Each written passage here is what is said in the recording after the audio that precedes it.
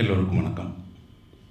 சங்கதிர் அவர்களுடைய மொழியாக்கத்தில் வந்திருக்கக்கூடிய கபீரினுடைய கவிதைகளின் தொகுப்பான புன்னகைக்கும் பிரபஞ்சம் வெளியீட்டு விழாக்காக என்னை அழைத்த சங்கதிற்கும், எனக்கு முன்னாடி மிகச்சிறந்த ஒரு உரையை வழங்கிய நண்பர் சந்துருக்கும், இங்கே இருக்கக்கூடிய எல்லோருக்குமே என்னுடைய முதல் வணக்கம்.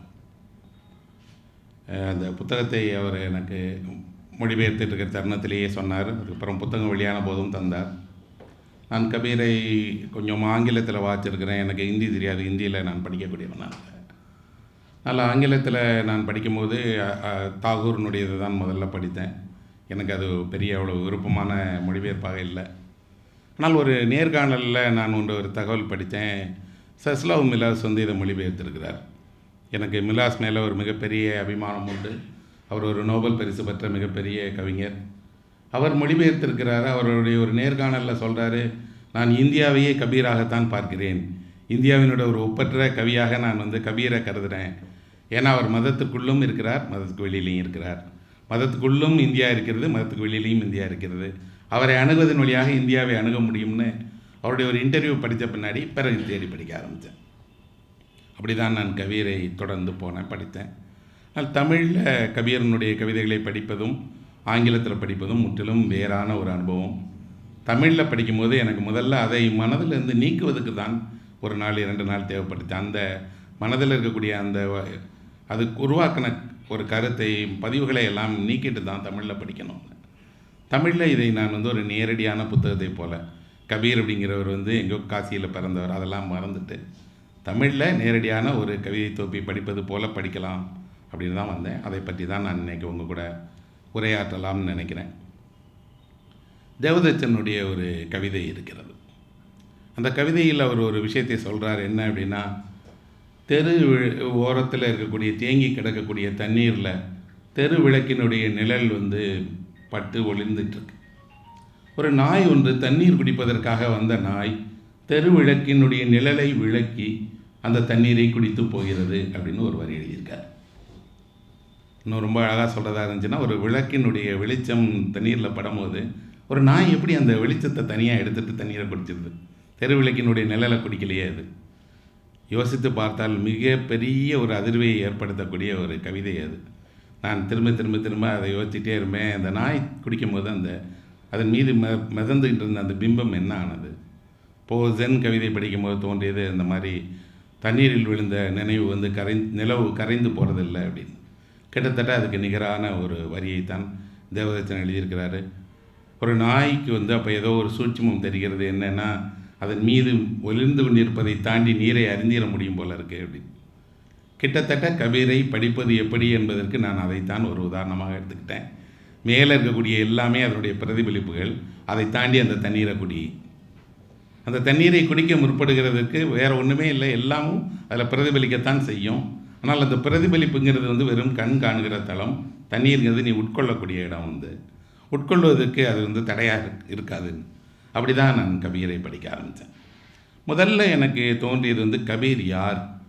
கபீர் ஒரு 500 வருடங்களுக்கு முன்பாக வாரணாசியில் வசித்தவர். அவருடைய வாழ்க்கையை பற்றி நிறைய கதைகளும் இருக்கிறது, வரலாற்று பூர்வமாகவும் சொல்கிறாங்க. ஆனால் யாராலையும் உறுதியாக இந்த ஆண்டு பிறந்தார், இந்த ஆண்டிலிருந்து இந்த ஆண்டு வரை வாழ்ந்தார்னு சொல்ல முடியல. பலவேறு பொதுவாக ஒரு 14ஆம் நூற்றாண்டினுடைய இறுதியில் 15ஆம் நூற்றாண்டுடைய தொடக்க வரைக்கும் வாழ்ந்தவர் அப்படிங்கிறது இருக்குது. வாரணாசியில் அவர் வாழ்ந்ததுக்கானதெல்லாம் இருக்குது. ஆனால் கபீர் எதையும் எழுதவே இல்லை, எல்லாமே அவர் பாடினார். ஒரு பாட்டை பாடலாக கேட்பதற்கும் அதை நாம் அச்சிட்டு படிப்பதற்கும் ஒரு பெரிய வித்தியாசம் இருக்குது. குறிப்பாக எப்படின்னா, நீங்கள் நாட்டுப்புற பாடல்களை எல்லாவற்றையும் அச்சிட்டு படிக்கும்போது அதில் ஒரு விந்தையும் இருக்காது. அந்த பாடல்களை நீங்கள் பாடி குரலோடு கேட்டால்தான் அந்த பாடல் உங்கள் மனதுக்கு போய் சேரும். நான் எப்பவும் சொல்லுவேன், நாட்டுப்புற பாடல்களை இப்படி காகிதத்தில் பார்க்கும்போது நாயினுடைய நிழலை பார்த்தா எப்படி இருக்குமோ அப்படி தான் இருக்கும். நிழல் குறைக்கவே குறைக்காது, ஆனால் நிழல் நாய் மாதிரி தான் இருக்கும். நான் குறைக்கிற நாய் குறைக்கிற தருணத்தில் தான் கேட்கணும், நிழலை பார்க்கக்கூடாது அப்படின்னு. ஆனால் அதை அச்சில் படிக்க விரும்புகிற ஒரு 100 வருடம் தானே ஆகிருக்கு. இந்த அச்சில் படிக்க விரும்புகிறவர்களுக்கு அந்த பாடல்கள் தொகுக்கப்பட்டு அச்சில் வந்ததன் வழியாக ஒரு மௌன வாசிப்புக்கு உட்படுத்தப்பட்டது. அதனால் தொடர்ச்சியாக பாடி நேரடியாக கேட்டு கொண்டாடப்பட்டு பெரிய ஒரு திரளால் அடுத்தடுத்த தலைமுறைக்கு கொண்டு போய் கொண்டிருந்த வடிவம் அது. அப்படி தான் கபீரும் பாடியிருக்கார். கபீர் யாருக்கு பாடினார்? கபீர் யார்? கபீர் வந்து ஒரு அடித்தட்டு சமூகத்தை சேர்ந்தவர். இன்னும் சொல்லப்போனால் ஒரு விலக்கப்பட்ட ஜாதி, ஒடுக்கப்பட்ட ஒரு ஜாதியை சேர்ந்தவர். அந்த ஜாதியில் அவர் வந்து பிறந்தாரான்னு தெரியாது. ஆனால் அந்த பெற்றோர்களால் வளர்க்கப்பட்டவர். யாருக்கு பாடினார்? அவர்களுக்கு தான் பாடினார். யாரை எதிர்த்து பாடினார்? அந்த நகரவாசிகளை எதிர்த்து பாடினார். அந்த நகரவாசிகளில் யார்? பெரும்பாலும் பிராமணர்கள், உயர்தட்டு மக்கள். அவர்களுக்கு இருந்த ஒரு சடங்கு, சம்பிரதாயங்கள், வழிபாடுகள், அவர்களுடைய இறை நம்பிக்கைகள், இதற்கு மாறாக அவர் ஒரு பாட்டை பாடுகிறார். பாடும்போதெல்லாம் தன்னையே அவர் முன்னிறுத்துகிறார். தான் யாருன்னு அவர் சொல்லி ஆகணும். சொன்னால்தான் தெரியும் நான் கபீர். இன்னொன்று, அவர் கபீர் பாடின பாட்டை இன்றைக்கு வரைக்கும் பாடுகிறவர்கள் யார்? பெரும்பகுதி அவர்கள் தான். அடித்தட்டு மக்கள் கூட்டம் கூட்டமாக பாடுறாங்க. நான் பல முறை அதை கேட்டிருக்கேன். அன்றைக்கி கூட செஞ்சதிட்ட சொன்னேன். மால்வா மத்திய பிரதேசலையோ ராஜஸ்தான்லேயோ எங்கேயோ போனீங்கன்னா இரவு முழுக்க அவங்க உட்காந்து கொட்டகை போட்டு கூடி பாடுவதை கேட்டுக்கிறேன். அந்த பாட்டு தெரியாது, ஆனால் அவர்கள் கூடி பாடுகிற போது ஏற்படக்கூடிய சந்தோஷமும் அவர்களுடைய அந்த ஆராதனைக்கு பின்னாடி இருக்கக்கூடிய ஒரு பெரிய உத்வேகமும் அவரை இத்தனை நூற்றாண்டுகளாக உயிரோடு வச்சுட்டே இருக்குது. அவர் கொஞ்சம் கொஞ்சமாக இருக்கார். அவர் ஒரு தெய்வமா அப்படின்னா தெய்வம் இல்லை. ஒரு ஒரு ஞானியா அப்படின்னா ஞானியை தாண்டியவர். அப்போ இதில் ஒரு வரி எழுதியிருக்காங்க, நல்ல வரி வந்து கடவுளாகிய ஒரு கவிஞர் அப்படின்னு சொல்லலாம் அப்படின்னு. ரொம்ப சரியான ஒரு இடம் தான் சொல்லுவேன். ஆனால் கடவுள் இல்லை. கடவுள்னால் மர்மம் வந்து சேர்ந்துடும். இன்னும் சொல்லப்போனால் அந்த கடவுளை பற்றி இவருக்கே ஒன்று இருக்குது, அவருக்கு உருவம்லாம் கொடுக்க வேண்டாம், உருவமே இல்லாமலே இருக்கலாம் அப்படின்னு. கபீர் என்ன விரும்புகிறாரோ அதை வந்து ஒரு கவிதையின் வழியாக தான் வெளிப்படுத்துகிறார். இன்றைக்கி வரைக்கும் அவரை பாடிட்டே தான் இருக்கிறாங்க. நம்ம ஒரு பாட்டை முதலாக அச்சிட்ட வடிவத்தின் வழியாக மௌனமாக வாசிக்க தொடங்குகிறோம். மௌனமாக வாசிக்க தொடங்குகிற போது நமக்கு இருக்கக்கூடிய முதல் இது வந்து என்னென்னா அதோடைய குரல் போயிடுது. இப்போது அவங்க மேடையில் வந்து அந்த வாத்தியை பாடுறதுக்காக அவங்க மைக்கை சரி பண்ணிகிட்டு இருக்கும்போது அரங்கத்துலேருந்து ஒரு அம்மா சொன்னாங்க, கபீர் வந்து இப்படி மைக்கில் பாடலையே அப்படின்னு. இது ரொம்ப சரியாக இருந்தது. மைக் இல்லை, இந்த நவீன ஒலிபரப்பு கருவிகள் இல்லை, இசை இல்லை. நான் நேரடியாக ஒரு மனிதன் இன்னொரு மனிதன்ட்டு ஏதோ பாடுறார். இறை நம்பிக்கை உள்ளவர்கள் கபீரை அணுகுவதற்கு 1000 வழிகள் இருக்கிறது. அது கபீரை திறந்து விட்டுருக்கிறார். இறை நம்பிக்கையற்ற ஒருவனுக்கு நான் இறை நம்பிக்கையற்றவன். இறை நம்பிக்கையற்ற ஒருவன் சமய கவிதைகளை எப்படி அணுகுவது, அல்லது இறை நம்பிக்கையற்ற ஒருவனுக்கு சமய கவிதைகள் என்ன செய்கின்றன, அதை தான் நான் பேச நினைக்கிறேன். இறை நம்பிக்கையற்றவனுக்கும் சமய கவிதைகளினுடைய அந்த ஆன்மா தேவைப்படுது. அதனுடைய தூய்மையும் அதனுடைய வசீகரமும், இன்னும் சொல்லப்போனால் அதனுடைய உன்னதமான கவித்துவமும் தேவைப்படுது. நான் அப்படி தான் தேவாரம், திருவாசகத்திலிருந்து தமிழினுடைய மிக முக்கியமான பக்தி இலக்கிய பாடல்கள் எல்லாவற்றையும் படிக்கிறேன். அப்படி படிக்கும்போது அந்த பாடல்களில் இருக்கக்கூடிய அந்த பராபரமே, சிவனே அப்படிங்கிற சொல் தான் எனக்கு. அது ஒரு இறை உருவம் இல்லை. இன்னும் சொல்லப்போனால் அதை நான் மற்ற சொல்களினுடைய ஒரு சொல்லை போல தான் எடுத்துக்கிறேன். இப்போ கபீரையும் ஒரு இறை நம்பிக்கையற்ற ஒருவர் இறையின் அவனுடைய அந்த ஞானத்தை அடைய வேண்டும் என்றால் இங்கே இருக்கக்கூடிய ஒரு வழி, நீங்கள் ஏதாவது ஒரு சமயத்துக்குள்ளேருந்து தான் ஞானத்தை அடைய முடியும். நீங்கள் எந்த சமயத்தை வேணாலும் சார்ந்திருக்கலாம், ஆனால் சமயம் ஒன்று தான் ஞானத்தை அடைவதற்கான அந்த வாசல். அந்த வாசலின் வழியாக போய் நீங்கள் வந்து சமயத்தினுடைய ஒரு வழிமுறைகளை அல்லது அதை கடந்து மறுத்து உள்ளே போகலாம்.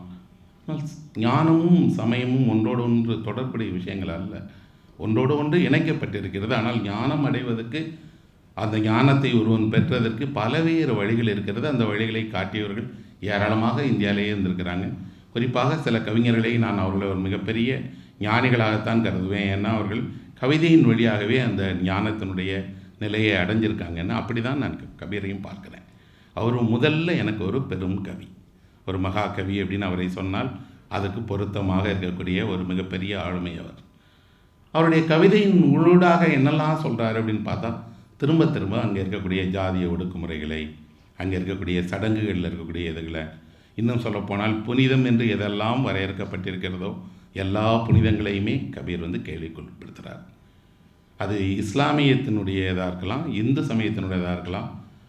அந்த ரெண்டையுமே அவர் வந்து தொடர்ந்து கேள்விக்குட்படுத்துகிறார். கேள்விக்குட்படுத்துறதன் வழியாக அவர் என்ன சொல்கிறார், இது ரெண்டுலேயும் இல்லை இறைவன், இதை ரெண்டையும் தாண்டி இருக்கிறாரு, கடந்து இருக்கிறாரு, நீங்கள் அவரை பாருங்களேன் அப்படிங்கிறாரு.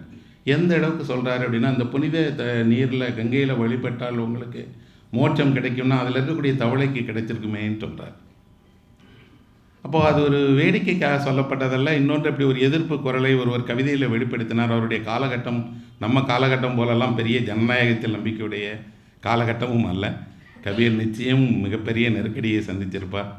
இன்னும் சொல்லப்போனால் ஒரு சமூகம் இது போன்ற அந்த சமூகத்தினுடைய மத சடங்குகளை, மத நம்பிக்கைகளை, மதம் காட்டுகிற பாதையை மறுக்கிற ஒரு மனிதனை எளிதாக அனுமதித்திருக்காது. நிச்சயமாக அவர் அந்த கதையெல்லாம் நமக்கு தெரியல, என்ன நடந்துச்சு. கபீருக்கு எதிர்ப்புகள் வந்துச்சுன்னு சொல்கிறாங்க. ஆனால் என்ன மாதிரியான எதிர்ப்புகள், அதை எப்படி எடுத்தாங்க, இந்த பாடல்களை அன்றைய சமூகம் எப்படி ஏற்றுக்கிட்டது. இன்னொன்று, காசி மாதிரி ஒரு நகரமே ஒரு சிவனை முதன்மைப்படுத்திய நகரம். காசியே சிவன் தானே. ஆனால் அந்த நகரத்தில் ஒரு முழுக்க ராமனை முதன்மைப்படுத்தி பாடுறாரு. ராமன் தான் அந்த பாடல்கள் எல்லாத்துலேயும் ராமனாக வாரான். அவர் ராமன்கிறது ஒரு குறியீட்டு சொல்லாக இருந்தால் கூட ஒரு புகழ்பெற்ற சிவ ஸ்தலத்தில் சிவனை அந்த காசி நகரமே ஆராதிக்கிற ஒரு இடத்துல இருந்துட்டு இப்படி ஒரு குரல் ஒலிக்குதுங்கிறதெல்லாம் வியப்பாக இருக்குது. அப்படி பார்த்தால், நான் சில நாட்களுக்கு முன்னாடி சங்கத்தின் புத்தகம் கொடுத்த உடனே கபீரை பற்றி வேறு படிக்கலான்னு தேடி இருக்கும்போது ஒரு ஓவியம் ஒன்று பார்த்தேன். அது ராஜம் அவர்கள் வரைந்த கபீரை பற்றி ஒரு ஓவியம். மிக பிரமாதமான ஒரு ஓவியம். நான் நிறைய கபீர் பார்த்துருந்தாலும் இவர் வரைந்த ஓவியம் மிக அற்புதமான ஒரு ஓவியம். அந்த ஓவியத்தில் கபீர் நெசவு செய்துகிட்ருக்காரு. அவரோட முன்னாடி 3 பேர் அமர்ந்து இருக்கிறாங்க. ஒரு பகுதியினர் இந்துக்கள், ஒரு பகுதியில் இருக்கக்கூடிய இஸ்லாமியர்கள், ஒரு பகுதி சீக்கியர்கள். இந்த 3 பேரும் அவர் கபீருக்கு முன்னாடி அமர்ந்திருக்கிறாங்க. கபீரனுடைய தலைக்கு பின்னாடி ஒரு ராமன் வில்லேந்தி நிற்கிறார். அப்படி ஒரு படத்தை அவர் வரைஞ்சிருக்கார். அந்த படத்துக்கு கீழே ஒரு குறிப்பு இருக்குது. அந்த ராமனுடைய கணை இருக்காது, அதில் அம்பு இல்லாத ஒரு வில் மட்டும்தான் இருக்கும். அந்த கணையை அவர் வரையலை, வேணான்னு நினைக்கிறாரு, விட்டுருக்காரு. அதை படிக்கும்போது தோண்டியது என்ன அப்படின்னா, ஞானம்ங்கிறது அந்த கணை இல்லாமல் ஒரு வில்லை எய்வது இருக்குது இல்லையா. நீங்கள் ஒரு வில்லை எய்யணும், ஆனால் அதில் ஒரு அம்பு இருக்காது, அம்பு கிடையாது உங்களுக்கு. எவன் ஒருவன் நீங்கள் தன்னோட அம்பை இல்லாமலே ஒரு வில்லை செலுத்துகிற மனப்பக்குவம் கொண்டிருக்கிறானோ, வில்லை செலுத்த முடியுமோ, அவன்தான் ஞானி. அவன் என்ன சொல்கிறான், நான் தான் அம்பு, எனக்கு இன்னொரு அம்பு இல்லை. தன்னை செலுத்த ஒரு வில்லை ஒருத்தன் முன்னெடுக்கிறான். அந்த முன்னெடுக்கிற வில்லை கொண்டு ஒருத்தர் அதை எதிலிருந்து எதுக்கு செலுத்துகிறாங்கன்னு தெரியல. ஆனால் அது ஒரு பெரிய ஞானத்தினுடைய உச்சமாக இருக்குது. அதை பார்க்கும்போது எனக்கு அப்படி என்ன கபீர் சொல்ல விரும்புகிறாரோ அல்லது சொன்னாரோ, அல்லது எது கபீரனுடைய கவிதைகளின் வழியாக நம் மனதை போய் தொடுகிறதோ, அது ஒரு அம்பு இல்லாமல் எய்யப்பட்ட ஒரு வில்லிலிருந்து உருவானது தான் அப்படின்னு எனக்கு தோணும். அப்புறம் அவர் ஒரு நெசவாளியாக இருக்கிறார். அது எனக்கு ரொம்ப பிடித்த விஷயம். ஏன்னா ரொம்ப நுட்பமாக செய்யப்படக்கூடிய ஒரு வேலை அதுதான். ஒவ்வொரு நூலும் தனித்தனியானது. அந்த எல்லா நூலையும் ஒன்று சேர்த்து ஒரு உடையை நாம் நெய்கிறோம். அந்த நெய்யக்கூடிய உடையில் முதல்ல அவங்க எல்லா நூலையும் முடிச்சு போட்டே வராங்க. ஆடை ஆன உடனே எல்லா முடிச்சுகளும் ஒழுக்கப்பட்டுருது. ஒரு முடிச்சு கூட நம்மளோட ஆடையில் கிடையாது. எல்லா முடிச்சும் சுத்தமாக நீக்கப்பட்டுறது. இதை விட வேறு ஒரு உதாரணமாக வாழ்க்கையை சொல்லவே முடியாது. 1000 முடிச்சுகளோடு நீங்கள் போட்டு ஒரு ஆடையை நெய்து முடிவில் எல்லா முடிச்சுகளையும் வெட்டிட்டு நீங்கள் ஒரு புத்தாடையை கொடுத்துட்றீங்கன்னா எப்படி இருக்குது. கபீரே எங்கேயோ ஒரு கண்ணியில் படித்தேன். எனக்கு ரொம்ப விருப்பமான அந்த வரி அது என்னென்னா, கடவுள் மனிதனை பிறக்க வைக்கும்போது அவனுக்கு ஒரு புதிய ஆடையை அணிவித்து பிறக்க வைக்கிறார். அந்த ஆடையோடு தான் அவன் வாழ்கிறான். அவன் இறந்தபோது அந்த ஆடையை திருப்பி கொடுத்துட்றான். அந்த ஆடையின் பெயர் தான் அவனது சுவாசம் அப்படின்னு ஒரு வரி எழுதியிருக்கிறார். அதுவரைக்கும் எனக்கு தெரிந்த, நான் பார்த்திருந்த சுவாசத்தை பற்றிய எல்லாமும் இந்த ஒரு வரியின் வழியாக அப்படியே மாறிடுது. என்ன அப்படின்னா, திடீர்னு நான் பிறக்கும்போது ஒரு சுவாசங்கிற ஒரு புத்தாடையை அணிந்து கொண்டு பிறக்கிறேன். அந்த ஆடையைத்தான் நான் கடவுள்கிட்ட திருப்பி கொடுத்துறேங்கிறது என்ன ஒரு அற்புதமான ஒரு வரி பாருங்கள். இப்போ கபீர் என்ன சொல்கிறாருன்னா, தான் நெசவாளராக இருப்பதன் வழியாக அந்த நெசவையே ஒரு உருவகப்படுத்துகிறார். அந்த நெசவு நெய்வதன் வழியாக இருக்கும் நிறைய கவிதைகள் இதில் இருக்குது. நெசவாளி தனக்கான ஆடையை நெய்ய தொடங்கினால் அந்த ஆடையை அவனால் நெய்து முடிக்க முடியாதுன்னு இன்னொரு கவிதை சொல்லுது. இன்னொரு வரி, அவருடைய ரொம்ப பிரமாதமான வரி இருக்குது. வாழ்க்கை மரணம் என்பது வேறு அல்ல, வலக்கையையும் இடக்கையையும் போன்றது தான், ஒரே அளவு உள்ளது தான். ஒவ்வொரு முறை படிக்கும்போதும் வலக்கையும் இடக்கையும் பார்த்தால் போதும், எனக்கு வாழ்க்கையும் மரணமும் வேறானது அல்ல, ஆனால் அது ஒரு வலக்கையும் இடக்கையும் போல சமமாகத்தான் இருக்கு. அப்போ அவர் கண்டறிகிறான்னு தான் நான் பார்க்குறேன். அவர் கொஞ்சம் கொஞ்சமாக தன்னை உடலை நமக்கு இருக்கக்கூடிய மதிப்பீடுகளை கடந்து போக பார்க்குறார், கண்டறிய ஆரம்பிக்கிறார். உடலை இயக்குகிறது எது அப்படின்னு பார்க்குறாரு. உடலை எதற்கெல்லாமோ ஒப்பிட முடியுமோ எல்லாம் பாத்திரத்துக்கு ஒப்பிடுறாரு, படகுக்கு ஒப்பிடுறாரு, பொருளுக்கு ஒப்பிடுறாரு, நிறைய ஒப்பீடுகளை செய்கிறார். அப்படி செய்கிற நேரத்திலெல்லாம் அவர் அந்த பாடலினுடைய இறுதிக்கு வரும்போது ஒரு ஞானியாகவும், பாடலை தொடங்குகிற நேரத்தில் ஒரு கவிஞராகவும் தான் இருக்கிறாரு அப்படின்னு எனக்கு தோணுது. இன்னொரு கபீரோட ஒரு முக்கியமான வரி படித்தேன். போருக்கு செல்கிறவன் வாளினுடைய வலிமையை தான் சோதிப்பான், அதன் உடை வாளினுடைய அலங்காரத்தை பற்றி கவலைப்பட மாட்டான். களைத்து போய் வருகிறவன் தூங்கத்தான் முயற்சிப்பான், சொகுசான படுக்கையை தேட மாட்டான். அப்போது இந்த பிறப்புக்கு அல்லது உங்களுடைய வாழ்க்கைக்கு ஏதாவது ஒரு அர்த்தம் இருக்கிறதுன்னு நீங்கள் நினைத்தீங்கன்னா அந்த வாழை ஏந்துங்களே தவிர நீங்கள் அதனுடைய உரையை பற்றி அதில் இருக்கக்கூடிய அலங்காரத்தை பற்றி யோசிச்சுட்ருக்காதீங்க அப்படின்னு. இதெல்லாம் சொல்வதன் வழியாக, இதெல்லாம் கவியர் ஒரு மனிதனுக்கு புகட்டுவதன் வழியாக என்ன உண்மையில் செய்ய விரும்புகிறார், என்ன உண்மையில் செய்ய விரும்புகிறார்னா அவர்களுடைய அன்றாட வாழ்க்கையினுடைய துயரங்களிலிருந்து அவர்களை இவரால் விடுவிக்க முடியாது. பொருளாதார ரீதியாக அவர்களை விடவும் இவர் மிக கடினமான நெருக்கடியான சூழலில் இருக்கார். ஓஷோ ஒரு கபீரை பற்றி ஒரு டாக் கொடுத்துருக்காரு, கேட்டு பாருங்கள். அதில் அவர் சொல்கிறாரு, கபீருக்கோ அவரோட பையனுக்குமே சண்டை. அவங்க 2 பேரும் ஒருத்தர் பிடிக்காதவர்களாக இருந்தாங்கன்னா, அது நிஜமாக இருந்தார்களா, அவர்கள்லாம் உண்மையான்னு தெரியாது. ஆனால் தன்னுடைய மீட்சி என்று அவர் கருதுவது, நீங்கள் இந்த வாழ்க்கையை வாழ்கிற தருணத்தில் இந்த வாழ்க்கை உங்களுக்கான வெறும் இந்த லௌகீகம் மட்டுமல்ல அப்படின்னு சொல்ல தான் பார்க்குறாரு. உண்மையில் அப்படி தான் நடக்குது நண்பர்களே. நாம் கண் விழிக்கிற நேரத்தில் ஒவ்வொரு நாளும் இந்த முழு பிரபஞ்சத்தில் தான் கண் விழிக்கிறோம். ஆனால் நம்மளுடைய அறையில், என்னோடய படுக்கையில் கண் விழிக்கிறதா நான் நினைக்கிறேன். ஆனால் நான் கண் விழிக்கலை. கண் விழிப்பது இந்த பிரபஞ்சத்தில் தான் கண் விழிக்கிறேன். கண் மூடும் போதும் இந்த பிரபஞ்சமும் சேர்ந்து தான் மூடுது. ஒரு மொத்த பிரபஞ்சத்தையே என்னுடைய கண்ணை மூடுவதன் வழியாக என்னால் மூடிட முடியும் தான், எல்லாராலையும் முடியும் தான். ஆனால் அவ்வளோ பெரிய பிரக்கையை தான் நம்ம அடையலை.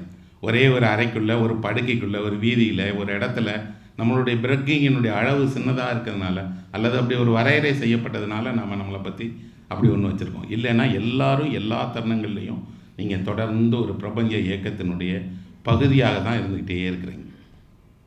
பிரமிழ் ஒரு கவிதை எழுதியிருக்கிறார். அந்த கவிதையில் பிரமிழ் சொல்கிறாரு, இன்னமும் உடையாத ஒரு நீர்க்குமிழி ஜீவிப்பதற்காக கடலை நோக்கி செல்கிறது அப்படின்னு. ஒரு நீர்க்குமிழி இன்னும் உடையலை, ஆனால் அது வாழணும்னு விரும்பினா ஒரு பெரிய கடலில் போய் சேருது. ஆனால் கடலில் சேர்ந்த பிறகு நீர்க்குமிழிக்கு என்று ஒரு தனி வாழ்க்கை இருக்குமா தெரியாது. கபீர் ஒரு பாட்டில் சொல்கிறாரு, ஒரு துளி நீர் கடலில் விழுறது உங்களுக்கெல்லாம் தெரியும், ஆனால் கடலே ஒரு துளி ஆகும் என்பதை எத்தனை பேர் பார்த்துருப்பாங்க அப்படின்னு. யார் பார்ப்பாங்க, எத்தனை பேருக்கு தெரியும்? ரொம்ப குறைவானவங்களுக்கு தானே தெரியும் அப்படின்னு. ஒரு துளி அல்லது ஒரு நீரினுடைய ஏதோ ஒன்றில் போய் கலந்த உடனே தன்னுடைய இடம் இல்லாமல் போகிறத எல்லா இந்த ஞானத்தை பேசுகிற எல்லா இலக்கியங்களும் இதை ஒரு உதாரணமாக சொல்லுது. தாவோ படிக்கும்போது அதில் ஒரு வரி இருக்குது, தண்ணீர் எதனோடும் சேரும்போதும் தன்னை முழுமையாக அதையோடு ஒப்பு கொடுத்து கொள்கிறது, யாரும் தண்ணீரை பார்த்து பொறாமை கொள்வதில்லை என்று. அப்போ யோசித்து பார்த்தா தண்ணீரை பார்த்து யாராவது பொறாமைப்பட முடியுமா என்ன? ஆனால் எதோடு சேரும்போதும் தண்ணீர் முழுமையாக தன்னை கரைத்து கொள்கிறது.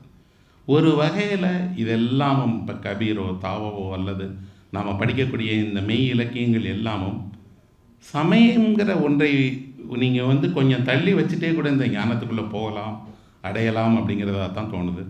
நான் அறிவியலை நம்புகிற அறிவியல் யுகத்தினுடைய ஒரு மனிதனாக இருக்கேன். என் பிள்ளைகள் அந்த யுகத்தில் தான் வாழ்கிறாங்க.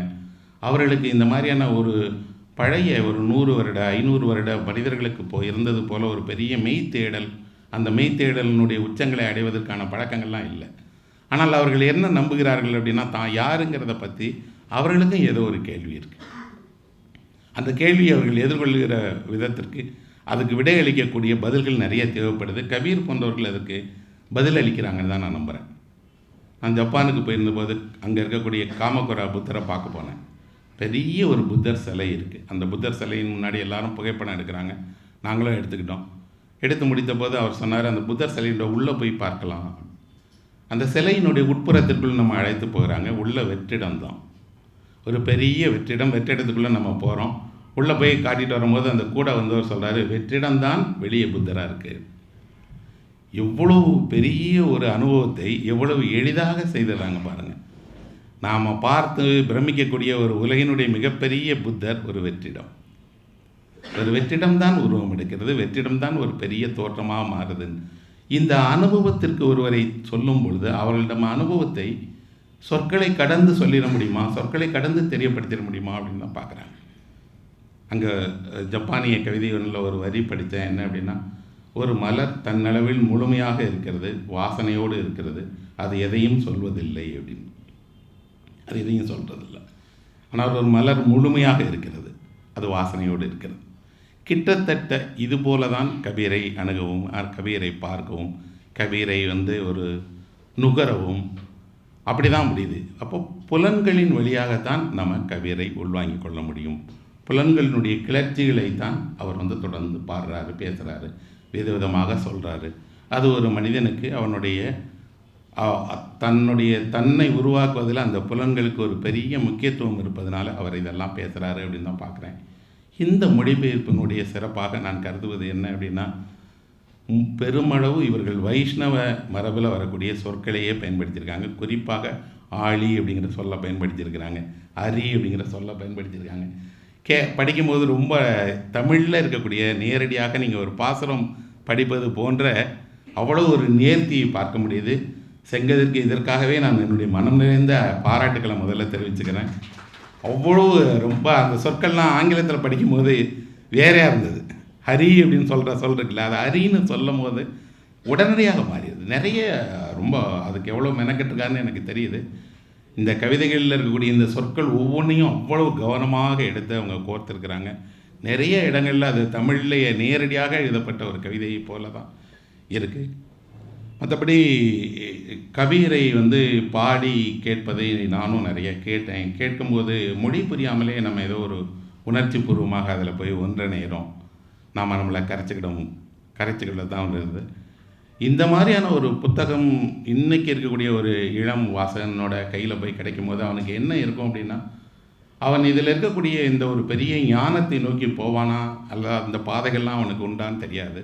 ஆனால் அவனுக்கு என்ன தெரியும் அப்படின்னு சொன்னால், நாம் பார்த்துட்டு இருக்கக்கூடிய இந்த உலகத்தினுடைய அன்றாட நெருக்கடிகள் மட்டும்தான் வாழ்க்கை இல்லை, இதனுடைய தினப்பாடுகள் மட்டும்தான் வாழ்க்கை இல்லை. இதை தாண்டி நமக்கு செய்கிறதுக்கும் சொல்கிறதுக்கும் நகர்ந்து போகிறதுக்கும் இன்னும் நிறைய இருக்குது அப்படிங்கிறத தான் இந்த கவிதைகள் உணர்த்ததாக நான் நம்புகிறேன். இப்படி ஒரு மொழிபெயர்ப்பை செய்ததுக்கும் மிக அழகான நூலாக்கியதற்கும் அந்த மாதிரியான ஒரு நூலை மிக சிறப்பாக வெளியிட்டதற்கும் செங்கதிற்கு நன்றி கூறி விடைபெறுகிறேன். நன்றி.